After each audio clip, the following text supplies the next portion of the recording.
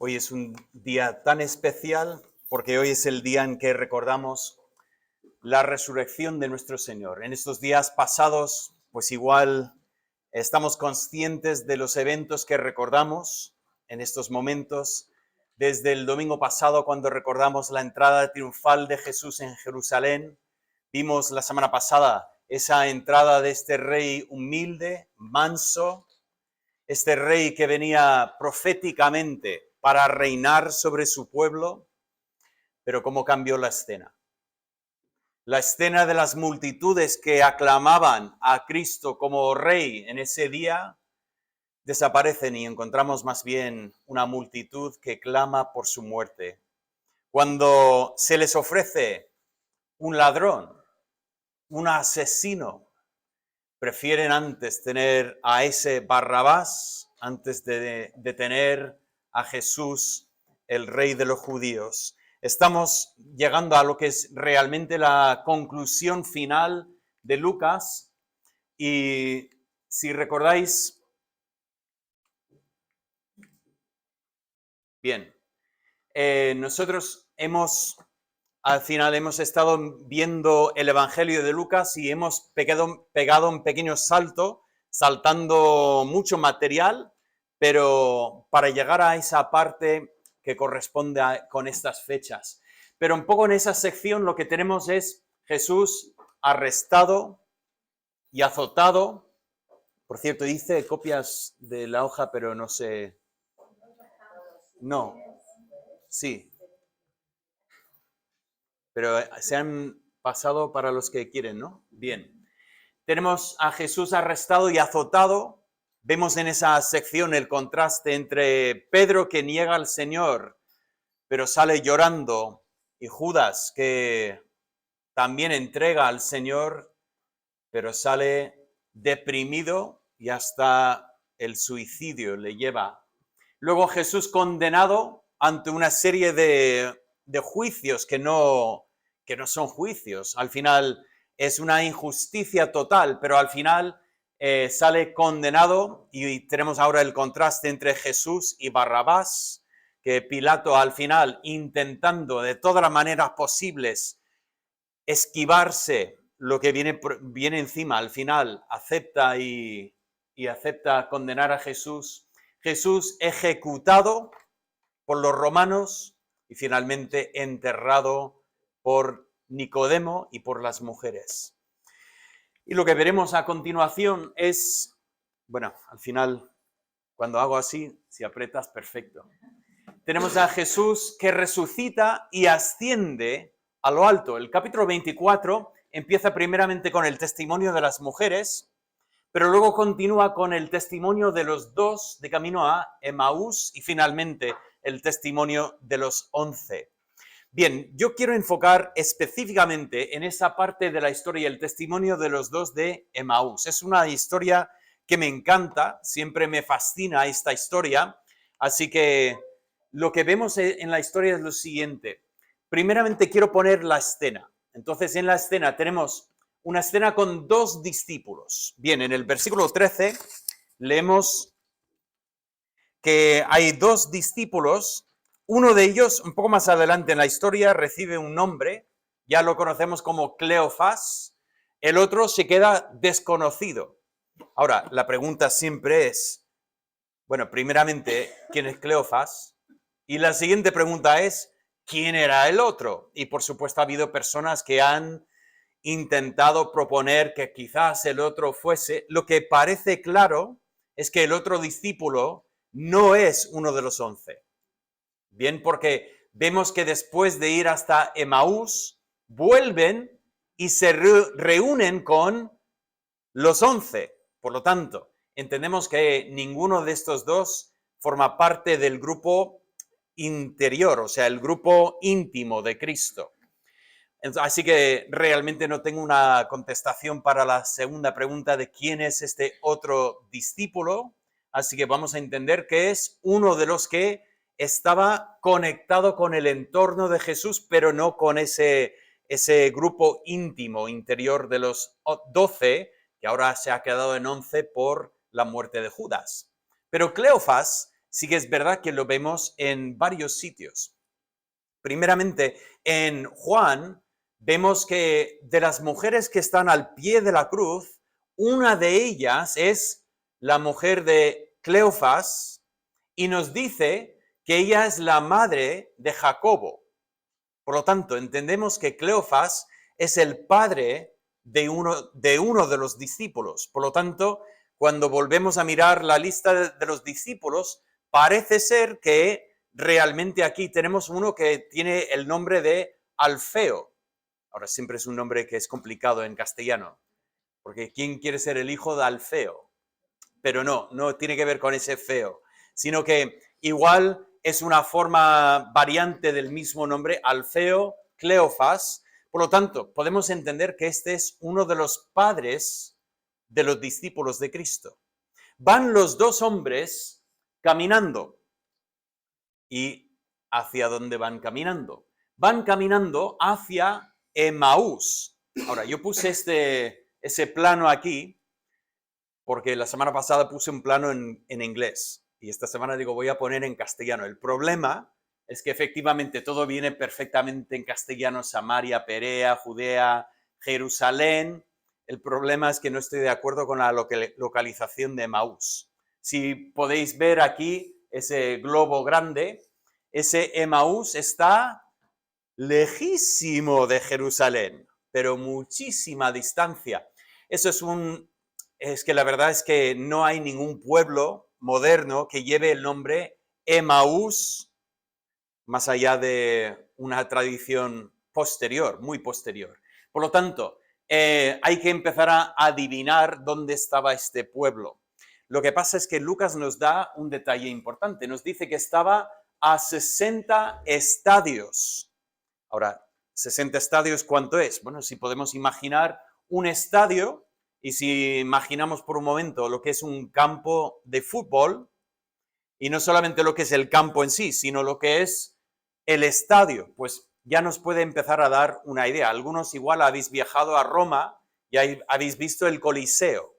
Ahí tienes algo que sería parecido a un estadio, aunque realmente si dejas el Coliseo y vas al lado, verás el circo y ya verás una distancia un poco mejor. Pero si un estadio son 185 metros, ya para nosotros en nuestra medida, ya podemos empezar a entender que según Lucas, el pueblo estaba a 11 kilómetros. Ahora, entonces si hacemos un círculo de 11 kilómetros de Jerusalén, ya se empieza el debate. Se empieza la gente a proponer, quizás es este pueblo, quizás es este pueblo. Y se puede empezar a mirar por dónde pasaban las carreteras romanas y ya empezar a imaginar por dónde ocurrieron los eventos que leemos en esta historia. Aún así es difícil porque no hay un solo pueblo que dices, tiene que ser este pueblo.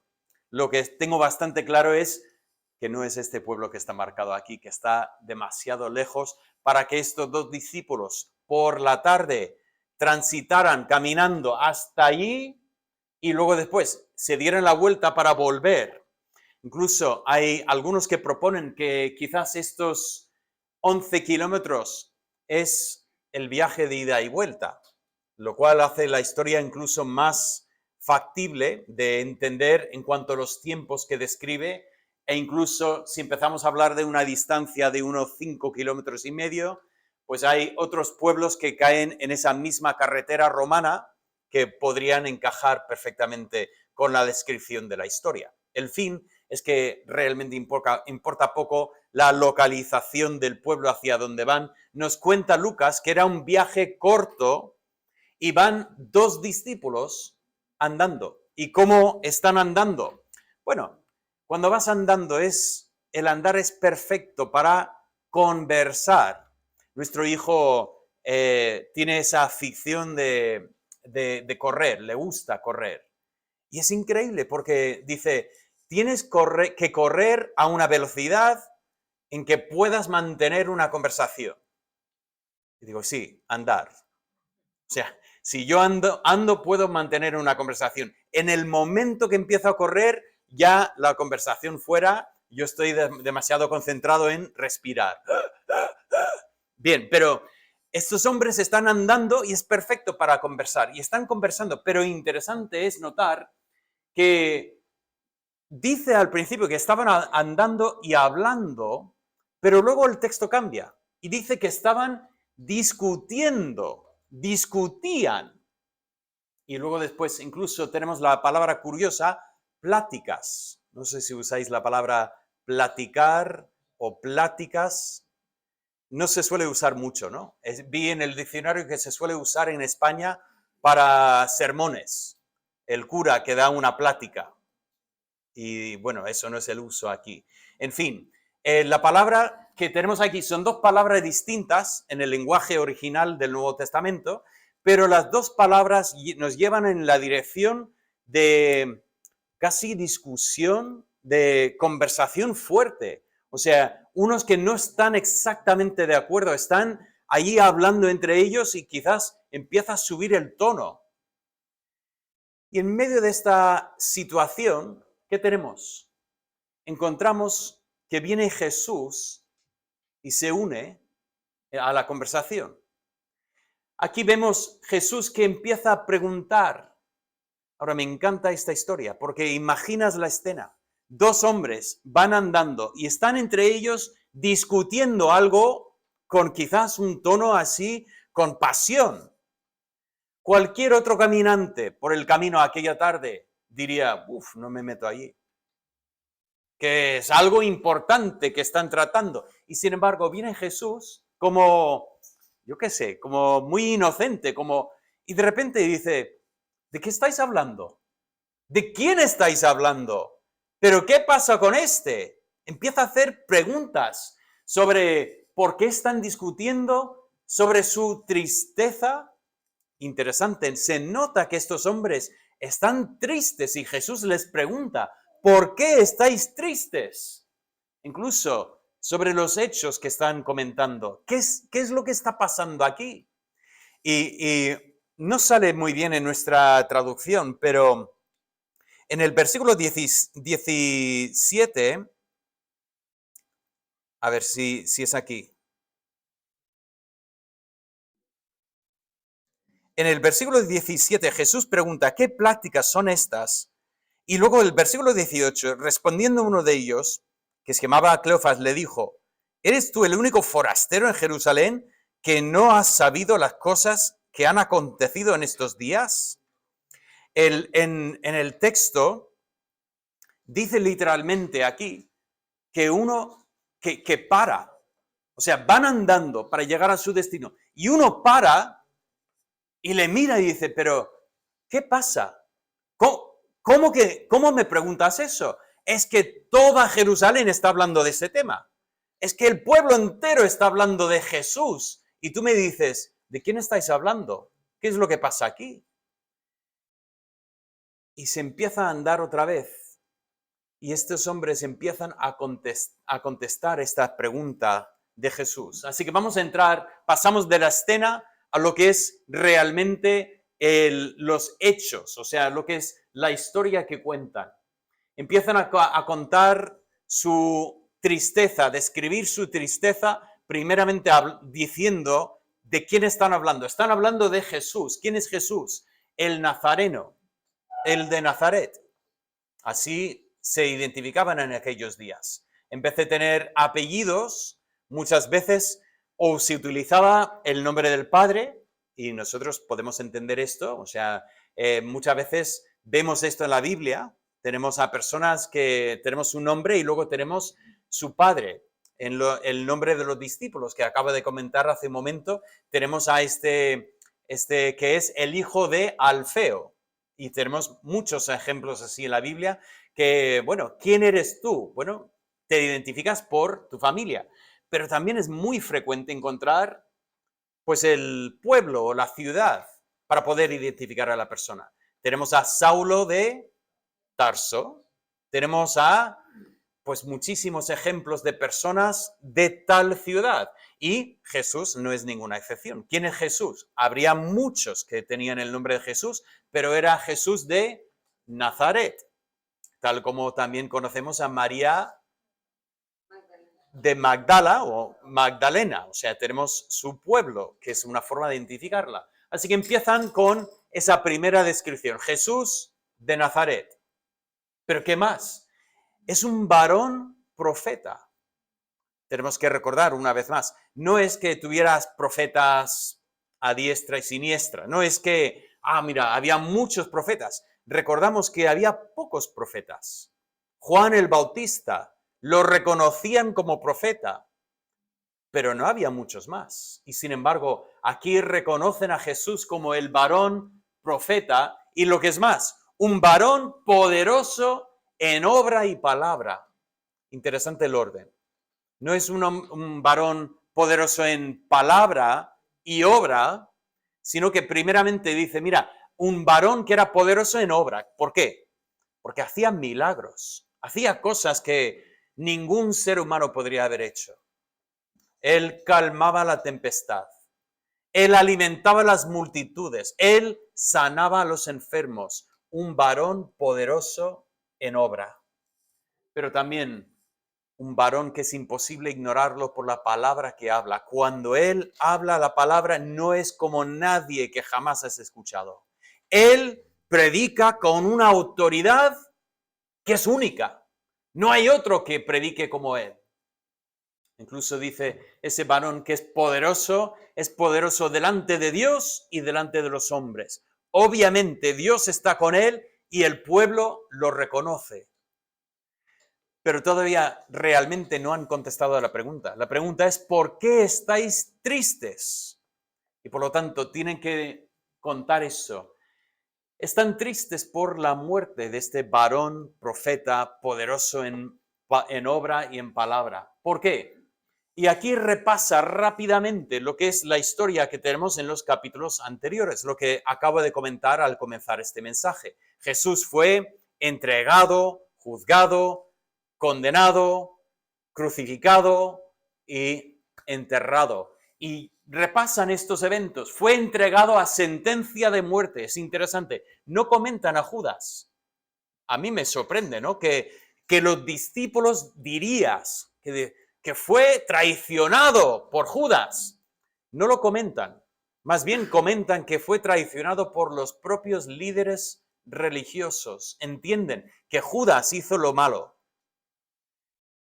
Pero cuando Judas lo entregó, los otros lo tomaron y lo entregaron para la muerte. Parece ser que Judas, no sé lo que tenía en mente, no sé, ni puedo imaginar todo lo que estaba dentro de su cabeza, pero lo que sí sabemos es que después de entregar a Jesús volvió atrás y dijo, mira, quiero devolver el dinero porque he entregado sangre inocente. De alguna manera, lo que tuviera Judas en la mente parece ser que Judas nunca imaginaba que realmente iban a hacer todo lo que hicieron con Jesús. Y por lo tanto los discípulos ponen la responsabilidad final sobre estos líderes religiosos que entregaron a Cristo, a los romanos. ¿Y qué hicieron los romanos? Llevaron a Jesús y lo crucificaron. Jesús no merecía esa muerte. Jesús, esa es la muerte que estaba reservada para la peor gente que había en la sociedad. Y aquí tenías un varón profeta, poderoso en obra y en palabra, y fue llevado para ser crucificado. Pero lo que más describe la tristeza no es sencillamente que un varón justo y bueno murió injustamente, sino que al que habían esperado que iba a redimir a Israel, terminó en la tumba hace 3 días. Ahora, pensad en estas palabras. Es que nosotros esperábamos que este fuese el que tenía que redimir a Israel. Y empezamos a entender su tristeza, porque Dios no había obrado conforme a lo que ellos imaginaban que era la voluntad de Dios. ¿Qué tipo de redención imaginaban ellos? Claramente, de alguna manera, el resultado del ministerio de Jesús iba a ser la libertad política del pueblo de Israel. Y ese no fue el plan de Dios. Ese ni había entrado realmente en el plan de Dios. El plan de Dios era una libertad muchísima mayor. Una libertad que no tiene nada que ver con lo que es la esclavitud a Roma. Una libertad que tiene que ver con la esclavitud al pecado. Lo que es el poder del diablo sobre el ser humano. Ese esfuerzo del diablo de atentar contra la autoridad de Dios. Y así vino Jesús para redimir a su pueblo. Pero qué curioso, ellos imaginaban que Cristo había fracasado en lo que vino para hacer. Pero nada podría estar más lejos de la verdad. Porque, pregunto, ¿el que había de redimir Israel cumplió su propósito? Y nosotros contestamos, sí, con creces. Efectivamente redimió a Israel. ¿Cómo? Dando su vida en la cruz, sufriendo el castigo del pecado, así pagando el precio que nosotros jamás podríamos haber terminado de pagar. Él lo hizo y así de esta manera redimió a Israel. Pero terminan hablando en su tristeza de que y ya han pasado 3 días. Una de las cosas que más me llama la atención de los evangelios es la forma en que nosotros tenemos esa visión tan clara mirando hacia atrás.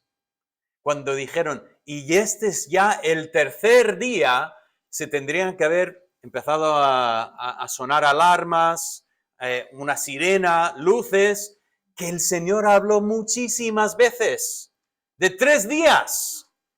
Y cuando estos hombres dicen, ya, este es el 3er día, tendrían que haber dicho, pero espera, 3 días es importante. El Señor habló de esto. Utilizó la historia de Jonás. Dijo, tal como Jonás estuvo 3 días dentro de la ballena, el Hijo del Hombre estará 3 días en el corazón de la tierra. Ese pensamiento es que todo está preparándonos para entender que esa tristeza no tiene lugar en la vida de estos 2 discípulos que van andando este día. Pero vamos a continuar porque no solamente hablan de la muerte de Jesús, sino que hablan también de su resurrección. Y empezamos a entender que realmente no solamente estaban tristes, sino que estaban también asombrados. ¿Por qué estaban asombrados? Pues empiezan a contar que las mujeres fueron esta mañana a la tumba y esperando encontrar la tumba y ya un cuerpo dentro para poder terminar el proceso de entierro que hacían los judíos, llegan a la tumba y encuentran la tumba vacía. Y tal como dijo el pastor Jeremy en esta mañana, esas mujeres vuelven con la historia y los discípulos dicen,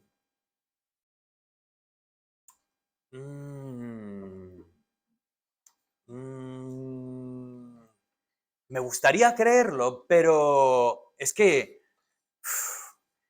yo no sé si puedo creer lo que me dice una mujer. Qué triste. Hay personas que dicen, ay, que la Biblia es antimujer. La Biblia no es antimujer. Pero en los tiempos de Jesús había muchas personas que eran antimujer. De alguna forma infravaloraron a la mujer. Desde luego la Biblia empieza y Dios valora a la mujer. Dice que el hombre y la mujer, los dos están hechos a imagen y semejanza de Dios. No hay más valor en un hombre que una mujer.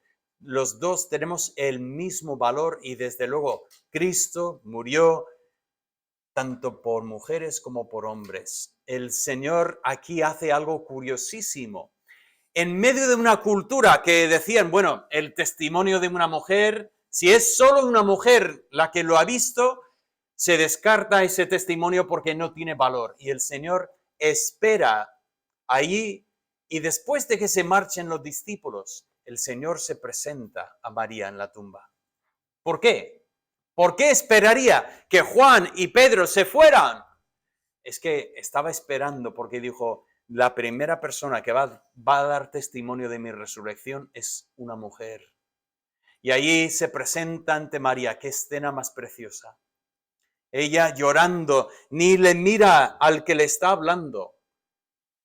Y le dice, Señor, si sabes dónde han puesto a mi Señor, dímelo por favor.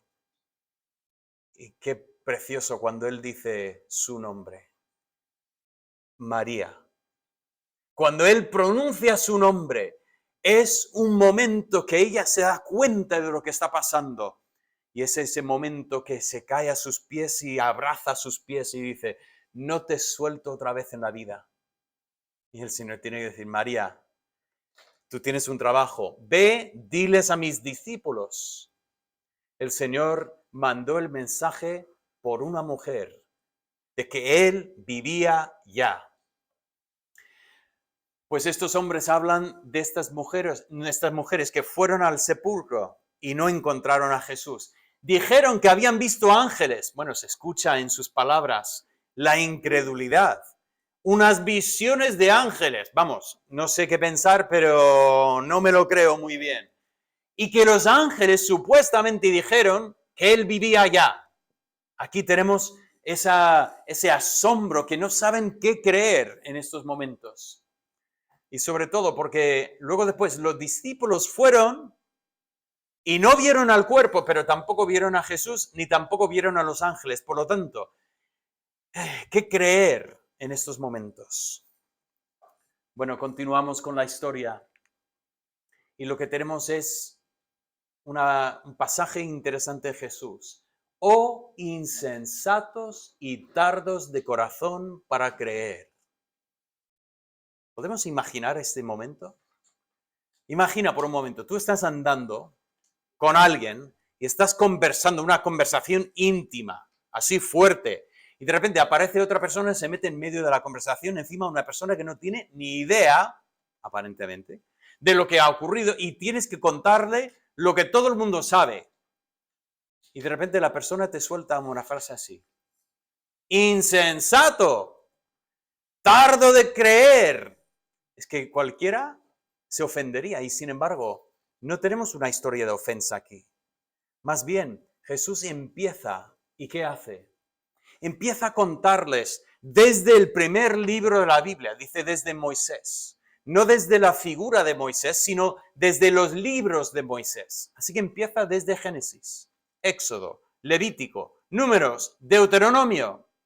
Continúa por los profetas, empezando con Josué, Jueces, continuando por los libros de Samuel, Reyes, Crónicas, y llegando incluso hasta los salmos. Empiezan los salmos, empieza a exponer las escrituras y decir, pero vamos a ver, ¿no sabíais que el Mesías tenía que sufrir? Ahora, ese es el momento que, vamos, si yo tuviera una máquina del tiempo, creo que eso lo he contado antes, que si tuviera una máquina del tiempo, yo quisiera estar en esa conversación.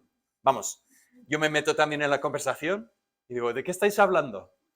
Por favor, podéis hablar en inglés o castellano, porque tampoco voy a entender muy bien el arameo que habláis. Pero me encantaría escuchar esa conversación. Yo no sé por todos los pasajes que pasó Jesús, pero sé que tendría que haber empezado en Génesis 3, cuando Dios prometió que aunque la serpiente atentaría contra la simiente de la mujer llegaría a chafar la cabeza de la serpiente. El Mesías tenía que sufrir. El Mesías iba a ser, pues, el enfoque de Satanás. Satanás quería destruir al Mesías y lo vemos desde su momento de nacimiento. Herodes, cuando manda para matar a todos los bebés de Belén, eso no era solo Herodes, eso era el esfuerzo de Satanás de apagar la luz del Mesías desde el primer momento. Y así continuando por todo su ministerio, llegando al momento en que imagino a Satanás frotando las manos cuando Jesús estaba en la cruz diciendo, lo he logrado, por fin he acabado con ese Mesías. Y sencillamente había cumplido toda la profecía que Dios había dicho, que su Hijo sufriría. Por los Salmos tenemos esta imagen claramente presentada. Por Isaías tenemos una y otra vez en esas canciones del siervo, tenemos al siervo del Señor allí que sufre por su pueblo. Era evidente, el Mesías tenía que sufrir. ¿Por qué estáis tristes? Pero no solo esto, sino también el Mesías tuvo que entrar en su gloria. Ese Mesías no solamente iba a sufrir por su pueblo, ese no es el final de la historia, sino que él tenía que resucitar para poder volver a la vida y así experimentar la gloria que era suya antes de la fundación del mundo. Y así empieza también a contar, a exponer estos pasajes de la Biblia, mostrando que el Señor dijo a mi Señor, siéntate a mi diestra hasta que ponga a tus enemigos por estrado de tus pies. ¿Cómo estáis tristes? ¿Cómo estáis asombrados? No hay lugar para la tristeza, no hay lugar para el asombro. Esto es lo que Dios había dicho desde el principio. Insensatos, tardos de creer. Y aquí voy concluyendo esta historia con este pensamiento.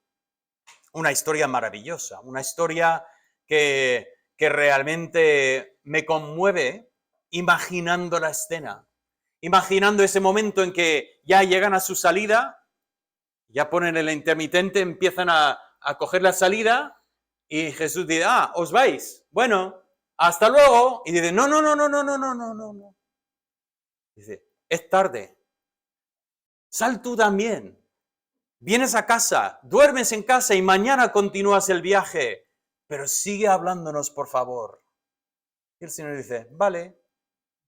Y así con ellos entra en casa y ahí se ponen la mesa y ponen la comida sobre la mesa. El invitado tendría que estar sentado, quietecito, pero ese invitado es diferente de cualquier otro invitado. Toma el pan y lo bendice y lo parte. Y en el momento que parte el pan, sus ojos están abiertos y de repente ven a Jesús, ven al que tendrían que haber reconocido por el camino, pero no podían reconocerlo. Y en ese momento desaparece Jesús. Y estos dos discípulos dicen, vámonos. Tenemos una noticia que tenemos que contar. Nuestro asombro de incredulidad se ha convertido en fe, porque hemos visto al que es el Mesías. Hemos entendido lo que tendríamos que haber entendido desde el principio. Este fue el plan de Dios desde el principio. Y ya cogen la carretera para volver corriendo a Jerusalén. Si han tardado un par de horas en llegar, llegaron enseguida, volviendo. Llegan a los discípulos. Qué curioso, llegan y los discípulos dicen, ha resucitado y ha aparecido a Pedro. Hay momentos que dicen, mira, vengo con buena noticia y me lo han quitado. Que ya tenían la noticia, pero qué bonita historia, porque la verdad es que el Señor no solamente había aparecido a Pedro, sino que había andado con ellos de camino a Emaús y se había revelado a ellos en su plan. Quiero terminar esta historia con este versículo. Dicen así en el versículo 32, no ardía nuestro corazón en nosotros mientras nos hablaba en el camino y cuando nos abría las escrituras. Ese pensamiento ardía el corazón, sentía como si fuera un fuego en el corazón. ¿Por qué hablo de esto? Porque ¿cómo había empezado la historia? Sentían una tristeza en su corazón, un asombro, que no podían creer lo que contaban unas mujeres. Parecía imposible. Empiezan con el corazón frío, el corazón triste. Y Dios ha convertido el corazón triste en un corazón en llamas, un corazón que quema por la verdad de Dios. Y digo, solo Dios puede hacer eso.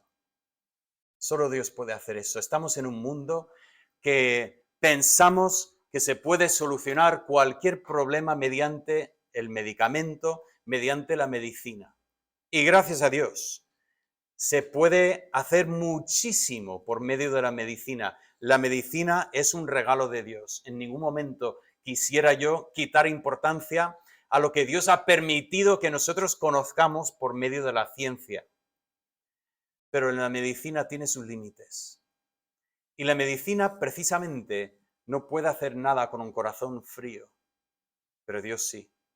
Dios es el experto en tomar un corazón frío, triste, un corazón asombrado por la incredulidad y convertirlo en un corazón ardiente. Pregunto, ¿cómo hace esto Dios? ¿Cómo lo hizo con estos dos hombres, estos dos discípulos de camino a Emaús? ¿Cómo lo hizo?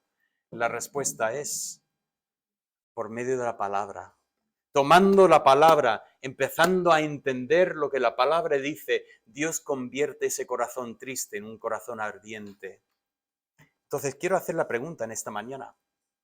¿Nosotros cómo tenemos el corazón? Vale, no digo pulsaciones por minuto, ni digo colesterol. Ya estoy esperando mi prueba para ver si he bajado en esa última revisión. Pero eso no es lo más importante. Intento decírselo a mi médico, pero tampoco me escucha mucho. Lo más importante es cómo tienes el corazón espiritualmente.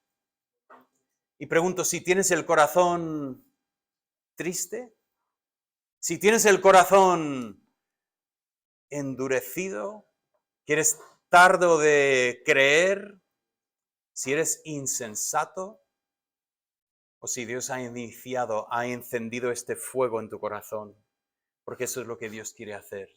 Dios quiere encender un fuego en tu corazón que te invade con un gozo en el corazón, tal como el gozo que sintieron estos dos, que hizo que el viaje de Emaús a Jerusalén fuese lo más grande posible. Estos dos que venían discutiendo, iban riéndose, contando lo que el Señor les había contado. Y si cuando conté, claro, ¿cómo no teníamos este pasaje en mente? Pero, claro, yo había leído esto 1000 veces, pero jamás lo había pensado así. ¿Pero cómo? Y eso es lo que el Señor quiere hacer en tu corazón todos los días. Hermanos, os animo. Enfatizamos esto mucho, pero siempre conviene enfatizarlo. ¿Cómo empiezas tu día? Abre este libro y deja que el Espíritu Santo abra tus ojos, que te ilumine para que entiendas lo que Dios dice en su palabra. No digo que no habrá momentos de tristeza en la vida. Hay momentos que vienen que nos afectan, momentos que sentimos el peso de ese mundo maldecido por el pecado. Pero qué bonito es cuando nosotros volvemos a las Escrituras y ya empezamos a captar esa visión más grande que nos recuerda que el Señor está todavía en control. El Señor no está atrás frotando las manos diciendo, ¿y ahora qué voy a hacer? Sino que está cumpliendo perfectamente su voluntad. Y eso debería hacer arder nuestros corazones sabiendo que este es el Señor que nosotros servimos. Hermanos, muchos motivos de tristeza hay en este mundo, pero para el creyente el gozo del Señor puede incluso venir sobre la tristeza para darnos fuerza para continuar adelante. Y así, esto es lo que recordamos en este domingo, que recordamos la resurrección de nuestro Señor. Esa gloriosa verdad que el Señor está en control y Él ha ganado la victoria y nosotros podemos confiar en Él. Padre Santo, damos gracias por esa historia sencilla, pero esa historia tan importante. Y queremos, Señor, que tú sigas abriendo nuestros ojos para que te conozcamos más y más y más. Pedimos que sigas encendiendo el fuego de nuestros corazones para que podamos arder por ti, para que tengamos ese celo en el corazón que nos lleve a poder compartir con otros esas grandes verdades. Y pido, Señor, que no seamos insensatos, tardos de creer, sino que por la obra de tu Espíritu Santo, que sigamos creciendo en ti para tu gloria. Lo pido en el nombre de Cristo Jesús. Amén. Vamos a cantar un himno que habla de esa misma historia que hemos visto hoy. Bueno, no pasa.